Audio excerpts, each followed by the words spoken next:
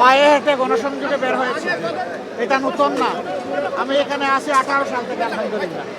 জনগণের পাশে ছিলাম, সাথে ছিলাম, সুখে দুঃখের অংশীদার থাকার চেষ্টা করেছি। হঠাৎ করে না, এই এলাকাকে আমি অন্তরে ধারণ করি। এই এলাকা নিয়ে স্বপ্ন দেখি, যেমন সারা দেশ নিয়ে স্বপ্ন দেখি। তবে যেহেতু এখানে আমি নির্বাচন করবো, এটাকে নিয়ে আলাদাভাবে স্বপ্ন দেখি এবং এখানকার প্রত্যেকটা সমস্যাকে নিজের মনোজগতে তুলে আনার আমি চেষ্টা করতেছি। আল্লাহ যদি সুযোগ দেন, তার একান্ত মেহরবানিতে এবং জনগণের রায়ে ভোটে, তাহলে আমরা ইনশাআল্লাহ এই এলাকাকে একটা আদর্শ এলাকা হিসেবে গড়ে তোলার চেষ্টা করব। আমার একজন প্রতিদ্বন্দ্বী এখানে আছেন, অনেকেই, একজন বিশেষ প্রতিদ্বন্দ্বী আছেন, তাকে আমি ওয়েলকাম করি।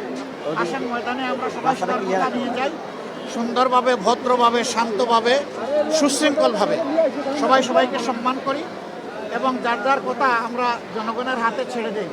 আস্থাটা আমরা জনগণের উপর রাখি, আস্থার ভার নিজের হাতে না নেই।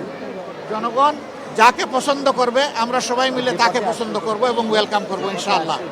আমরা আশা করি যে সমবেতভাবে এলাকাবাসীকে সাথে নিয়ে আমরা একটা আদর্শ এলাকা গড়তে পারবো। এখানে অনেক সমস্যা আছে, জলাবদ্ধতার সমস্যা, রাস্তাঘাটের সমস্যা, স্কুল কলেজের সমস্যা, এখানে কোনো বিশ্ববিদ্যালয় নেই, আদর্শ মানের মানসম্মত কোনো হাসপাতাল নেই, খেলার মাঠ নেই, পার্ক নেই, ওয়াকওয়ে নেই, বিশ্রামের ব্যায়ামের কোনো জায়গা নেই। এই ধরনের অনেকগুলো সমস্যা আছে।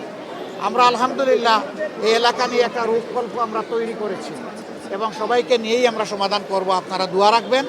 সারা বাংলাদেশকেই আমরা চাই ন্যায় এবং ইনসাফের ভিত্তিতে একটা ফরওয়ার্ড লুকিং বাংলাদেশ হিসাবে নিয়ে সামনে এগিয়ে যেতে। পিছন নিয়ে আমরা আর কামড়াকামড়ি করতে চাই না, আর জাতিকেও আমরা বিভক্ত করতে চাই না। আমরা সবাই মিলেমিশে ইনশাল্লাহ সামনে আগাতে চাই। এই শিক্ষা প্রতিষ্ঠানের আমি উন্নতি কামনা করছি। যখন ঢুকি তখন ছোটো বাচ্চারা যেভাবে আজকে আমাকে রিসিভ করেছে, আমি সিম্পলি অভিভূত। আল্লাহ এই বাচ্চাগুলোকে কবুল করুন, দেশের সুনাগরিক হিসাবে গড়ে ওঠার তৌফিক দান করুন।